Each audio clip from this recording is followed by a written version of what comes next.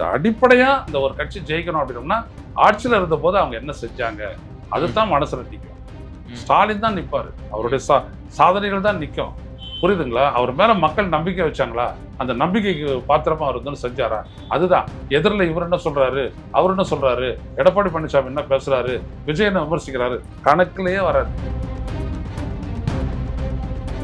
ஏன் திருச்சிக்கு ஓடுற? இதோ இங்க குளத்தூர்ல ஒரு போடு, நீ என்ன சொல்ற, ஸ்டாலின் சாருக்கு எனக்கு தான் போட்டின்றல, குளத்தூர்ல போடு நாமினேஷனு, அடுத்தபடியா இங்க போடு, சேப்பாக்கம் திருவள்ளிக்கடியில போடு, நீ தேர்றியான பார்ப்போம். போன முறையே உள்ளாட்சி தேர்தலில் காலி பண்ணாரு எல்லாரையும் செந்தில் பாலாஜியினுடைய திறன் வேற. பிஜேபிக்கு எடுக்கணுன்றதுக்காக பண்ணது. எத்தனை முறை கேட்டாங்கன்னு கேளு, பிஜேபிக்கு வந்துரு. எல்லா இடத்துலையும் பாஜக அதிமுக அணி தோற்கும், கோயம்புத்தூர்லையும் தோற்கும். நல்லா தோக்கும். ஏன்னா செந்தில் பாலாஜி அங்கே இருக்கிறாரு, ஆனால் நல்லா தோக்கும்.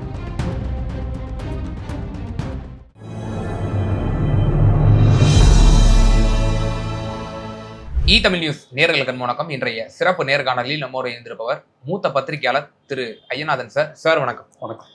டிஎம்கேயோட கேண்டிடேட் லிஸ்ட்டும் பார்த்துருப்பீங்க, முழுசாக நீங்கள் அனலைஸ் பண்ணியிருப்பீங்க நான் நம்புகிறேன். உங்களுடைய நெருங்கிய நண்பர்களுக்கும் பலருக்கும் கொடுத்துருப்பதாக நம்ம அறிகிறோம். எப்படி பார்க்குறீங்க நீங்கள்? உங்களுக்கு அது சரியா படுதா? எனக்கு தான் நண்பர்கள் எல்லா இடத்துலையும் இருக்கிறாங்க. எல்லா இடத்துலையும் இருக்காங்க. இந்த விஜயே ஒரு காலகட்டத்தில் வரைக்கும் நண்பர் தான். இன்னைக்கு தான் அப்படி சொல்லிக்க முடியல, ஏன்னா அவ்வளோ லூசத்தனமாக அவர் நடந்துக்கிறாரு.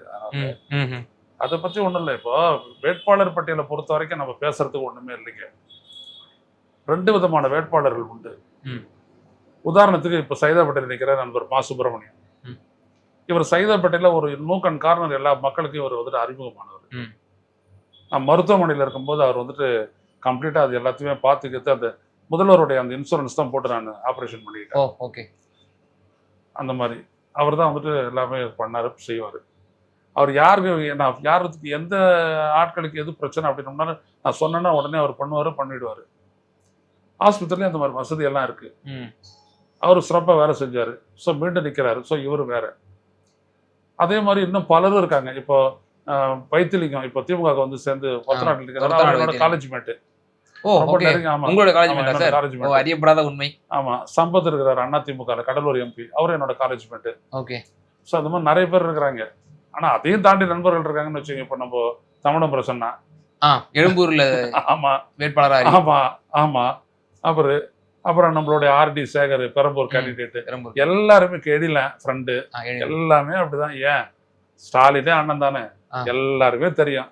அது வேற, அது இல்ல பிரச்சனை. அது இல்ல, அந்த தொகுதி மக்களுக்கு அவர்கள் செய்த சேவை அவர்களுடைய ஒரு வெயிட்டேஜ் அவங்களுக்கு கொடுக்குது. இப்ப இந்த வெயிட்டேஜ் உள்ளவங்க அங்கங்க நிக்கிறாங்க. அவங்களுக்கு எதிராக நிற்கக்கூடிய அதிமுக கேண்டிடேட்டும் இப்போ உதாரணத்துக்கு எடிலனுக்கு எதிராக நிற்கிறது யாருன்னு பார்த்தீங்க அப்படின்னா வளர்பதி அமைச்சராக இருந்தவங்க. அவங்களால என்ன பண்ண முடியும், என்ன பண்ணியிருக்காங்க அப்படின்றத பார்த்து தான் போன முறை அவங்க பெறும்போது ஆனந்தூர் நின்று தோத்து போயிட்டாங்க. இந்த முறை அங்கே நிற்கிறாங்க. ஸோ அவங்களுக்கு ஏதாவது வெயிட் இருக்கு. அதுதான் ஒரு கேண்டிடேட்டை பொறுத்த வரைக்கும் நம்ம வேற ஒன்றும் சொல்ல போறது இல்லை. அவருக்கு அப்படி இப்போ விஜயபாஸ்கர் அப்படி நிற்கிறாரு அந்தாண்ட புதுக்கோட்டை பக்கம். அவர் வந்துட்டு பாத்தீங்க அப்படின்னா அந்த தொகுதி மக்களிடையே ரொம்ப பரிச்சயமானவர். அவர் தோற்கடிக்கிறது கஷ்டம். அந்த மாதிரி KS சார் ராமச்சந்திரன் தோற்கடிக்கிறதுலாம் கஷ்டம். பெரிய கருப்பன் இப்படிலாம் இருக்காங்க. அப்புறம் பெரியசாமி இப்படிலாம் இருக்கிறாங்க. அதெல்லாம் வேற. பொதுவா மக்கள் மத்தியில நல்லா அவங்க சிறப்பா செஞ்சிருந்தாங்க, இல்ல அந்த கட்சியில இருக்கும் போதே வந்துட்டு அவங்க மக்கள் மத்தியில நல்லா இருந்தாங்க அப்படின்னா அவங்கெல்லாம் வந்துட்டு வெற்றி பெறுவதற்கான ஒரு கூடுதல் வாய்ப்பு இருக்குது. அவ்வளவுதான். பட் அடிப்படையா இந்த ஒரு கட்சி ஜெயிக்கணும் அப்படின்னோம்னா ஆட்சியில இருந்த போது அவங்க என்ன செஞ்சாங்க அதுதான் மனசுல நிற்கும். ஸ்டாலின் தான் நிற்பாரு, அவருடைய சாதனைகள் தான் நிற்கும். புரியுதுங்களா? அவர் மேல மக்கள் நம்பிக்கை வச்சாங்களா, அந்த நம்பிக்கைக்கு பாத்திரமா அவர் வந்து செஞ்சாரா, அதுதான். எதிரில் இவர் என்ன சொல்றாரு, அவர் என்ன சொல்றாரு, எடப்பாடி பழனிசாமி என்ன பேசுறாரு, விஜய் என்ன விமர்சிக்கிறாரு, கணக்கிலேயே வராது. ஏன் அப்படின்னா அவங்களுக்கு ஒரு அடிப்படை இருக்குது. ஸ்டாலின்னா இதுதான் அப்படின்ட்டு. அவங்களுடைய வாழ்க்கையில இந்த தமிழக அரசு நின்றுடுச்சு, அவ்வளவுதான். ஒரு 40% மக்களுக்கு எதிராக அது இருக்கு. ஒரு 20% நடுத்தர மக்கள் வந்துட்டு இந்த அரசை போட்டுறாங்க. ஏன்னா அந்த மாதிரியான வசதிகள்லாம் இருக்கு, ஒரு மேம்பாடு இருக்குது தமிழ்நாட்டில், எல்லாமே சொல்றாங்க. ஆனா எதிர்கட்சி என்ன சொல்றது, இங்க சட்டம் ஒழுங்கு கெட்டு போச்சு, அப்படியே கோலம் போட்ட செயின் அறுத்துட்டு போயிடுறாங்க, அப்படி கலப்பி விட்டு அப்போ தமிழ்நாடு மீண்டும் அமைதி பூங்காவாக ரெட்டாயிரம் ஓட்டு போடுங்கன்னு அட்வர்டைஸ்மெண்ட் கொடுக்குறாங்க. மக்களுக்கு தெரியும்ல. எப்படி நடக்குது என்ன அப்படின்றது. ஸோ எல்லாத்தையும் ஒரு ஓவராலாக பார்த்தா அவங்க ஓட்டு போடுவாங்க. அதனால கேண்டிடேட்ஸ் வந்துட்டு they are playing very minor role. DMK மீது தொடர்ந்து வைக்கக்கூடியது டைனாஸ்டிக் பாலிடிக்ஸ் தான் திமுகவில் இருக்கும். அங்க உழைத்தவங்களுக்குலாம் வந்து காலகாலமா இருப்பாங்க. திமுக காரர் கடைசியா கடை கொடுத்துனாவே இருக்கணும் அப்படின்ற ஒரு விமர்சனம். எக்ஸம்ஷன்லாம் சிலருக்கு இப்போ இன்னைக்கு உதாரணத்துக்கு தமிழன் பிரசன்னா சொன்னீங்க. அவரும் காலகாலமா உழைச்சிட்டு இருக்காரு. இப்போ அவருக்கு ஒரு அங்கீகாரம் கொடுத்தது போல இப்போ அந்த எழும்பூர் தொகுதி. ஆனால் இப்ப 4 அமைச்சர்கள் அவர்களுக்கு வாய்ப்புகள் மறுக்கப்பட்டு அவருடைய மகன்களுக்கு வந்து இப்போது வந்து வழங்கப்பட்டிருக்கு. காந்தி அவர்களோட மகன், பொன்முடி அவருடைய மகன் கௌதம சிகாமணி, இந்த மாதிரியான ஒரு 4 பேருக்கு வந்து வழங்கப்பட்டிருக்கிறத பார்க்கிறோம். அப்போ இன்னும் திமுகவுல வந்து ஒரு மறுசீரமைப்பு தேவை. இளைஞர்களுக்கு அடுத்த வரக்கூடிய இளைஞர்களுக்கு வழி கொடுக்கணும். இன்னும் சீனியர்ஸே வந்து அந்த இடங்கள்ல வந்து குறுநிலை மன்னர்களாக இருக்கிறாங்கன்ற ஒரு விமர்சனம் வைக்கப்பட்டு நம்மளது வந்துட்டு ரெப்ரசன்டேட்டிவ் டெமோக்ரஸி. வந்து விஜய் சொல்லிட்டு அலையிறாரு மன்னர் ஆட்சி அது போய். அப்போ உதயநிதி ஸ்டாலினை வந்துட்டு அப்படியே முடி சூட்டி குதிரையில உட்கார வச்சு துணை முதல்வர் ஆக்குனாங்களா? லூஸ் இல்ல அது. நீ வேணா அவர் எதிர்த்து நில்ல. சேப்பாக்கம் திருவள்ளிக்கேணி தொகுதியில் நீ போட்டியிடம் பார்க்கலாம். இருக்குல்ல, நாளைக்கு தானே வந்துட்டு 30ஆம் தேதி தானே ஆரம்பிக்குது. ஏன் திருச்சிக்கு ஓடுற? இதோ இங்க கொளத்தூர்ல ஒரு போடு, இங்க திருவள்ளிக்கே நீ என்ன சொல்ற? எனக்கு ஸ்டாலினுக்கு தான், ஸ்டாலின் சாருக்கு எனக்கு தான் போட்டின்றல. கொளத்தூர்ல போடு நாமினேஷனு. அடுத்தபடியா இங்க போடு, சேப்பாக்கம் திருவள்ளிக்கேணியில போடு. அங்க போயிட்டு சொல்லு இந்த மன்னராட்சிக்கு முடிவு கட்டுவோன்னு. நீ தேர்றியான்னு பார்ப்போம். சார், இத்தனை ஆண்டுகால பாரம்பரியம் கொண்ட திமுக சென்னை வந்து திமுகவோட கோட்டைன்னு அறியப்படக்கூடியது. யாரால கோட்டைனா யாரால? மக்கள் ஓட்டு போட்டு தானே அது. ஏன் திமுக இங்க தோத்ததே இல்லையா? இது சைதாப்பட்டியில தோக்கலையா? இந்த மா சுப்பிரமணியம் இருக்கிறாரு, எந்த மன்னர் பரம்பரையில வந்தவர் சொல்லுங்க, நீங்க பார்ப்போம். இந்த அன்பழகன் நிக்கிறான், அவன் எந்த மன்னர் பரம்பரையில வந்தவர்? திமுக காரன்னா யாருன்னு தெரியுமா முதல்ல உங்களுக்கு? இன்னைக்கு நிப்பான், நாளைக்கு உதச்சு தூக்கி எரிஞ்சாங்கன்னா ஜெயிலையும் போயிட்டு திமுக காரனாவே நிற்பான். நீ நிப்பியா? ஒரே ஒரு அறிக்கையை கொடுத்துட்டு கேசுன உடனே பயந்து ஓடின அதை வரைச்சுனா தான் உன்னுடைய வில்லிவாக்கம் கேண்டிடேட். நீ யாரு? நீ உள்ள போன அப்படின்னோம்னா ஒரு 70 நாளைக்கு வெளியே வரமாட்டேன். உன்னுடைய பொதுச் செயலாளர் புஷி ஆனந்த் யாரு? பிளேடு வாங்க கூட வெளில வரமாட்டான். தாடி வளர்த்துட்டு சாமியாரா வெளில வருவான். இவனெல்லாம் வச்சுக்கிட்டு நீ வந்துட்டு மன்னர் ஆட்சி மக்கள் ஆட்சின்னு பேசுறிய. யாரை எடுத்தாலும் நிறுத்தினாலும் மக்கள் தான் அங்கீகரிக்கிறாங்க. அதுவும் ஒரு நிக்கிற தொகுதியில வந்துட்டு எல்லா விதமான மக்களும் இருக்கிறாங்க. யாரு? திருவள்ளிக்கேணி சேப்பாக்கத்துல தோக்கடிச்சு பாருங்க நீங்க உதயநிதி ஸ்டாலினை. இல்ல அந்த தொகுதியில் அவர் என்ன செஞ்சிருக்கிறாருன்னு போய் கேட்டு பாருங்க. தான் இருக்க கேமரா போயிட்டு கேட்டு பாருங்க. அந்த மக்கள் சேவையில சரியா நின்னால் தவிர மீண்டும் ஜெயிக்கிறதுன்றதோ நிக்கிறதுன்றதோ இம்பாசிபிள். இதை முதல்ல புரிஞ்சுக்கணும். சும்மா உட்காந்துக்கிட்டு வாரிசு அரசியல்னு பேசிட்டு இருக்க கூடாது. சமூக நீதி அடிப்படையில் இந்த பட்டியல் உள்ளடங்கி இருக்குன்னு நினைக்கிறீங்களா? திமுக சமூக நீதினு சொல்லுவாங்க. இந்த பட்டியல் அப்படி இருக்குன்னு நீங்க நினைக்கிறீங்களா? எது இல்ல? பெண்கள் இல்லையா? இல்ல சிறுபான்மையினருக்கு உரிய இடங்களை கொடுத்துட்டாங்களா? பட்டியலினத்தவர்களுக்கு வந்து முறையான வாய்ப்புகள்லாம் கொடுத்துட்டாங்களா? இல்ல, பட்டியலினத்தவர்களுக்கு வந்துட்டு நீங்க கட்டாயம் கொடுத்தாகணும். ரிசர்வ் தொகுதிகள் இருக்கு. ரிசர்வ் தொகுதிகள் இருக்கு, அதனால கொடுத்தாகணும். முஸ்லீம்களுக்கு அந்த மாதிரி ஒரு ரிசர்வேஷன் இல்லை. ஆனால் எவ்வளவு முஸ்லீம் கேண்டிடேட்ஸ் கொடுத்துருக்காங்க பாருங்க. 4 கிடையாது, நிறைய. திமுக 4. திமுக 4 இல்லைங்க, 2 மனிதநேய மக்கள் கட்சி. இல்ல, அது வந்து கூட்டணி கட்சி. நான் சொல்ற திமுக. அது கூட்டணி கட்சி மட்டும் யாருது? அது யாரும் ஜெயிக்கும். இல்ல, பாஜகவும் சொல்லுமே நாளைக்கு எங்க கூட்டணி கட்சி கொடுத்துப்பாங்க, நாங்க 400 கேண்டிடேட் போடுவோம், 400மே நாங்க வந்து எந்த முஸ்லீம் போட்டிருக்கிறாங்க அண்ணா திமுக? சொல்லுங்க, சொல்ல நீதான் சொல்லு. அண்ணா திமுக எந்த முஸ்லீம் கேண்டிடேட் கொடுத்துருக்காங்க சொல்லு. ஒரே ஒரு இஸ்லாமிய கேண்டிடேட். யாரு இல்ல, சரியா நினைவுக்கு இல்ல. இப்ப நான் ஒரே ஒரு தெரியும், நான் தான் பார்த்துட்டு இருக்கிறேன். இதெல்லாம் நல்லா பிஜேபியோட சேர்ந்தனாலே முதல்ல ஏன் அன்வர் ராஜாக்கு நீ வந்து சீட்டு கொடுத்த அப்படின்னு சொல்லிட்டு டெல்லியிலேருந்து ஆள் அனுப்பி அதை கேன்சல் பண்ணவங்க தான் பாஜகவும் அதிமுக. அது முதல்ல புரிச்சுக்கங்க. அந்த திமுகவை பொறுத்த வரைக்கும் என்ன அப்படின்னோம்னா, அது ஒரு ட்ரெடிஷ்னல் பார்ட்டி. தமிழருடைய வாழ்வியலோட சேர்ந்த மாதிரியே வளர்ந்த ஒரு கட்சி. எனக்கு அது மேலே ரொம்ப ஒரு பெரிய ஒரு ஒத்த கருத்துலாம் கிடையாது, அது வேற. ஆனால் சிற்சில விடயங்கள்லாம் அவங்க ரொம்ப தெளிவாகவே இருப்பாங்க. சும்மா இந்த நோம்பு முறிவுறது வந்துட்டு டான்ஸ் ஆட்டெல்லாம் போகிற கட்சி கிடையாது. அவங்கள்ட்ட அப்படியே நிற்பாங்க. நாடாளுமன்ற விவகாரத்தில் எடுத்துங்க எப்படி பேசியிருக்காங்கன்னு பாருங்க, அந்த இடம் பாருங்க, அதான் ரொம்ப முக்கியம். புரியுதுங்களா? ஸோ அந்த இடத்துல இருந்துட்டு திமுக வந்துட்டு ரொம்ப சரியாக நிற்கும். அவங்கள இன்ஃப்ளூயன்ஸ் பண்ண முடியாது. அதெல்லாம் ரொம்ப கரெக்டாக இருப்பாங்க. அவங்க கட்சியிலையும் கொடுத்துருக்குறாங்க, வெளியிலையும் கொடுத்துருக்குறாங்க, கூட்டணி கட்சிகளும் கொடுத்துருக்குறாங்க, எஸ்டிபிஐயும் கொடுத்துருக்குறாங்க, அப்புறம் மனிதநேய மக்கள் கட்சியும் கொடுத்துருக்குறாங்க, மனிதநேய ஜனநாயக கட்சியும் கொடுத்துருக்குறாங்க.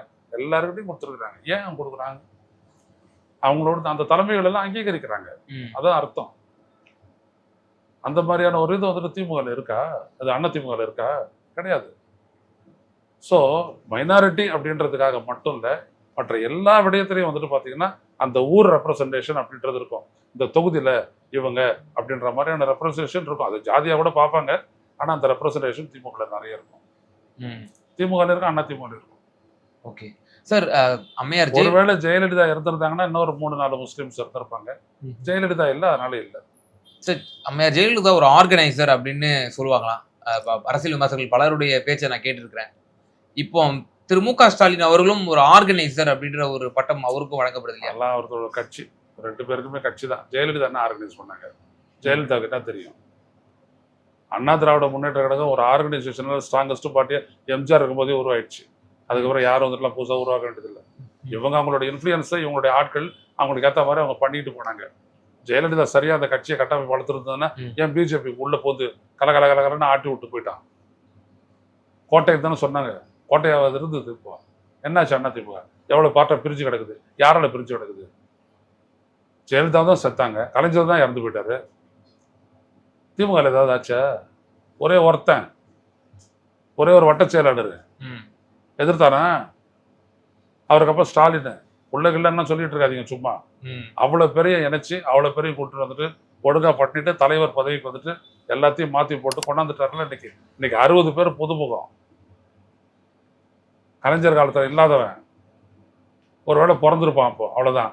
60 பேர் இன்னைக்கு எந்த கட்சியில கொடுக்க முடியும்? அந்த மாதிரி வேல்முருகனுக்கு எதிராக நிற்கக்கூடிய 26 வயது இளம் பெண்மணி ஒரு மருத்துவர் வந்து நிறுத்தப்பட்டிருக்கிறாங்க. ஆனா கட்சிக்காரி, கட்சிக்காரங்க எவ்வளவு தூரம் கட்சி வேலை செய்யணும் தெரியுமா? சும்மா போயிட்டு நிறுத்த முடியாது திமுக. ஏன்னா ஒரு தொகுதிக்கு 10 பேர் கொடுத்துருக்கான், 5 பேர் கொடுத்துருக்காங்க நாமினேஷன். எனவே அந்த கட்சி வேற, அண்ணா திமுக வேற, இவங்கெல்லாம் வேற. சார், இதுல இந்த பட்டியலில் ஒரு முக்கியமான ஒரு அம்சமாக பார்க்கப்படக்கூடியது கரூர் கடந்த தொகுதியில போட்டியிட்ட முன்னாள் அமைச்சர் செந்தில் பாலாஜி அவர்கள் இந்த முறை தன்னுடைய தொகுதியை மாற்றி இருக்கிறார். கோவை தெற்குக்கு இப்போ போய் போட்டிடுறாரு. கோவை இவ்வளவு டஃப்பான ஒரு களம். கடந்த சட்டமன்ற தேர்தலில் எல்லா தொகுதிகளிலும் தோல்வி அடைந்தது. இப்போ செந்தில் பாலாஜி அவர்களே திரு மு.க. ஸ்டாலின் அவர்கள் களம் இறக்கியிருக்கிறார். கோவையில் இந்த முறை என்ன மாதிரியான இம்பாக்ட் ஏற்படுத்த போகுது? எஸ்பி வேலுமணி ஒரு மிகப்பெரிய ஒரு தலைவர் அங்க இருக்கிறாரு, இபிஎஸும் இருக்கிறத பார்க்கிறோம். எப்படி பாக்குறீங்க? யார் ஜெயிக்கிறான்றதை பார்த்துருவோம். அந்த முறை போன முறையே உள்ளாட்சி தேர்தலில் காலி பண்ணாரு எல்லாரையும் செந்தில் பாலாஜி. அதனால தானே தூக்கி எடுத்துட்டு அவர் ஏன் உள்ள வச்சான்? இடி பிஜேபிக்காரன் ஏன் எடுத்துட்டு உள்ள வச்சான்? இல்ல அண்ணாமலைக்கும் அவருக்கும் இடையிலான அதெல்லாம் கிடையாது. அண்ணாமலை பொண்ணாமலை எல்லாம் இந்த ஆளு மலை என்னன்னா அண்ணாமலை ஒரு குன்று கூட கிடையாது, புத்து கூட கிடையாது. செந்தில் பாலாஜியினுடைய திறன் வேற. செந்தில் பாலாஜியை ஒழிக்கணும், ஒழிச்சு பிஜேபிக்கு எடுக்கணும்ன்றதுக்காக பண்ணது, சிறையில் போட்டது. எத்தனை முறை கேட்டாங்கன்னு கேளு. பிஜேபிக்கு வந்துரு, செய்திகள்லாம் வந்துச்சு. அவரு 400 சொச்ச நாள் ஒன்றும் நடக்கல. இப்போ அவர் அங்கே வந்துட்டாரு. போன முறை அப்படியே 10க்கு 10 ஆமா, இந்த முறை பார்த்துருவோம். வேலுமணிலாம் எவ்வளோ பெரிய வெயிட் என்னன்றது அவர் பட்டுப்படவை கட்சி ஜெயிச்ச கதையெல்லாம் எனக்கு தெரியும். எனவே இந்த முறை பார்த்துருவோம் யாரால் ஜெயிக்கிறாங்கன்ட்டு. ஏன் இவர் போயிட்டு கோவை தெற்குல நிக்கிறாரு அப்படின்றது. கோவை வடக்குல முதல்ல இருக்கக்கூடிய வானதி காலி. ஆமா, அந்த அளவுக்கு அவங்க செஞ்சிருக்கிறாங்க. அதனால காலி. அதுக்கப்புறம் எல்லாரையும் பாருங்க என்ன நடக்குதுன்னு பாருங்க.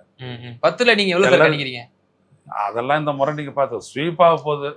அதுல யாரையும் நம்ம வந்துட்டு எதுவும் சொல்ல. கடந்த தேர்தலையும் நம்ம இப்படிதான் சொன்னோம் 2021லயும். ஆனா கொங்கு மக்கள் வேற மாதிரி தான் வாக்களிச்சாங்க. எங்க நீங்க வந்து எடுத்தீங்க? இல்ல நீங்க உங்களோட பழைய பேட்டிகள் நான் பாத்திருக்கேன். நீங்க வந்து ஒட்டுமொத்தமா இந்த ஆன்டி இன்கம்பன்சிங்கிறது பிரதிபலிக்கும். இல்ல 2021ல ஆன்டி இன்கம்பன்சி பிரதிபலிக்கும்ன்றேன். ஆன்டி இன்கம்பன்சி இல்ல சார். இல்ல என்னோட பாயிண்ட் நீங்க தெளிவா புரிஞ்சுக்கீங்க. அதாவது 2021ல ஆன்டி இன்கம்பன்சி பரவலா இருக்கும், பிரதிபலிக்கும் அப்படின்ற மாதிரி உங்களை போன்ற பல பத்திரிகையாளர் கருத்து சொன்னீங்க. என்னால் ஆதாரம் கூட காட்ட முடியும். ஆனால் கொங்கு மண்டலத்தில் அது எதிரொலிக்கவில்லை. மாறாக அஇஅதிமுக நல்லாவே பெர்ஃபார்ம் பண்ணாங்க, அவங்களோட இருப்பை தக்க வச்சுக்கிட்டாங்க.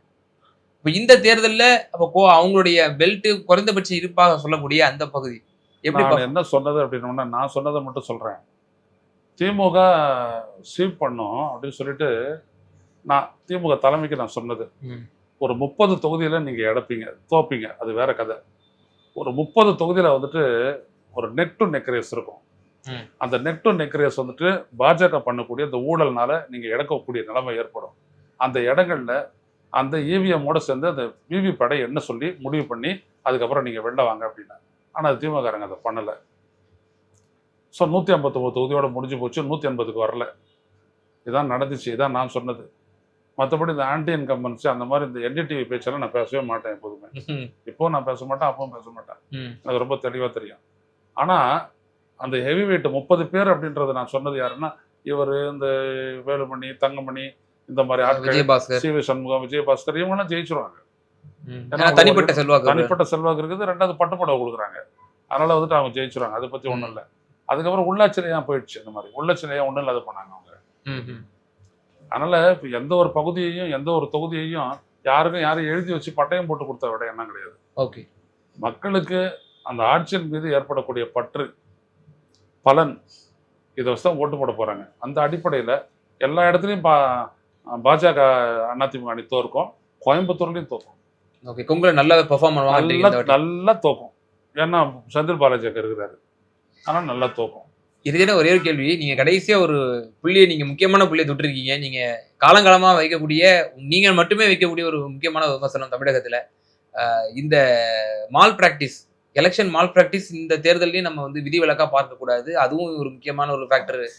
ஸோ அப்போ இவிஎம் மற்றும் இந்த ஓட் ஷோர், எஸ்ஐஆர் நடந்து இந்த தேர்தல் நடக்குது, எஸ்ஐஆருக்கு அப்புறம் நடந்தது. எஸ்ஐஆர் வந்துட்டு ரொம்ப நல்லா ஒரு பணியாற்றி முடிஞ்ச அளவுக்கு வாக்காளர்களை தக்க வச்ச பணி வந்துட்டு அந்த பெருமை வந்துட்டு திமுக சாரும், கம்யூனிஸ்டுகளை சாரும், விடுதலை சிறுத்தைகளை சாரும். விடுதலை சிறுத்தைகள்லாம் வந்துட்டு ஒரு கேம்பே வச்சு இதெல்லாம் பண்ணாங்க. ஆனால் நான் பார்த்தா நானே போயிட்டு பேசினேன். திரு ரவிக்குமார் அவர்கள் பண்ணாங்க, எல்லா இடத்துலையும் பண்ணாங்க.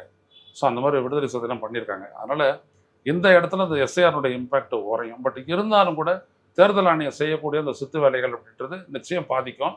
அதில் எப்படி இவங்க அதை கண்டெயின் பண்ண போறாங்க அப்படின்றத பொறுத்து தான் பாருங்க. இவிஎம்மையும் அச்ச உணர்வோட அணுகணுமா? அச்ச உணர்வோடு இல்லையா, அது பண்றதே ஐயா எம்ஜி தேவசகாயம் சொன்னதான், தட் ஹஸ் பீன் வெப்பனைஸ்ட். அது ஒரு ஆயுதம், பாஜக ஆயுதம். அது அந்த ஆயுதம் எப்படி பார்த்தாலும் உனக்கு வந்துட்டு எதிராக தான் இருக்கும். ஸோ அந்த ஆயுதத்தை நீ எப்படி கையாள போற, எப்படி அதை தடுக்க போற அந்த பாதிப்பை அப்படின்றது ஒரு கட்சியும் சிந்திச்சு செயல்பட வேண்டிய விஷயம். அதுதான் நான் சொல்றேன். நிச்சயமா சார், பல்வேறு விவகாரங்கள்ல எங்க நேயர்களுக்கு ரொம்ப தெளிவா உங்களோட கருத்துக்களை பகிர்ந்தீங்க. ரொம்ப நன்றி.